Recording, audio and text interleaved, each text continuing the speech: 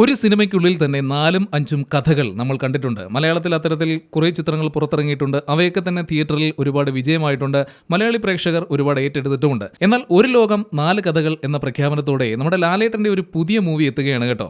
മലയാളത്തിൽ ഈ സിനിമയുടെ അണിയറ പ്രവർത്തകരെ തപ്പിയാൽ ചിലപ്പോൾ നമുക്ക് കിട്ടാതെ വരും. കാരണം ഇതൊരു തെലുങ്ക് ചിത്രത്തിന്റെ മലയാളം വിസ്മയം എന്ന് പേരിട്ടിരിക്കുന്ന ഈ ചിത്രത്തിൽ വളരെ വിസ്മയകരമായ ഒരു അഭിനയ മുഹൂർത്തം തന്നെയാണ് ലാലേട്ടൻ കാഴ്ചവെച്ചിരിക്കുന്നത് എന്ന് സിനിമയുടെ അണിയറ പ്രവർത്തകർ പറയുന്നു. തീർച്ചയായിട്ടും മറ്റ് ഭാഷകളിലും മലയാളത്തെ പോലെ തന്നെയുള്ള അഭിനയ ശൈലി കാഴ്ചവെച്ച ലാലേട്ടന് ഇതര ഭാഷകളിലും ആരാധകരുണ്ടായതിൽ അതിശയപ്പെടാനൊന്നുമില്ല. എന്തായാലും തെലുങ്കിലെ പ്രശസ്ത സംവിധായകൻ ചന്ദ്രശേഖർ ഏലേട്ടി രചനയും സംവിധാനവും നിർവഹിച്ചിരിക്കുന്ന വിസ്മയം എന്ന ചിത്രത്തിൽ ലാലേട്ടന് നായികയായിട്ട് എത്തുന്നത് മലയാളികളുടെ തന്നെ പ്രിയങ്കരിയായ ഗൗതമിയാണ്. ലാലേട്ടന്റേതായി അന്യഭാഷയിൽ നിന്നും മലയാളത്തിലേക്ക് എത്തുന്ന വിസ്മയത്തെ തേടി വിസ്മയത്തോടെ കാത്തിരിക്കുകയാണ് മലയാളി ആരാധകർ.